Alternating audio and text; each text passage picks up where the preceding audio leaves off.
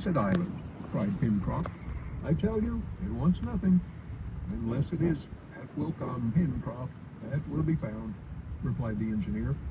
"But now we must continue our voyage and push on as far as the river will carry our boat." The exploration was therefore continued for another 2 miles in the midst of country covered with eucalypti, which predominated in the woods of this portion of the island. The space which they occupied extended as far as the eye could reach on each side of the Mercy, which wound along between high green banks. The bed was often obstructed by long weeds, and even by pointed rocks, which rendered the navigation very difficult. The action of the oars was prevented, and Pencroft was obliged to push with a pole. They found also that the water was becoming shallower and shallower, and that the canoe must soon stop.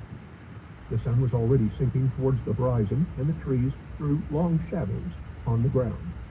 Cyrus Harding, seeing that he could not hope to reach the western coast of the island in one journey, resolved to camp at a place where any further navigation was prevented by want of water.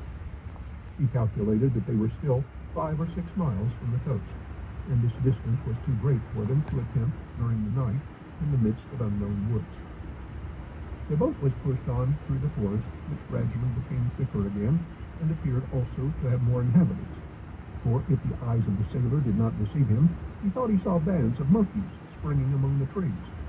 Sometimes even 2 or 3 of these animals stopped at a little distance from the canoe and gazed at the settlers without manifesting any terror, as if, seeing men for the first time, they had not yet learned to fear them.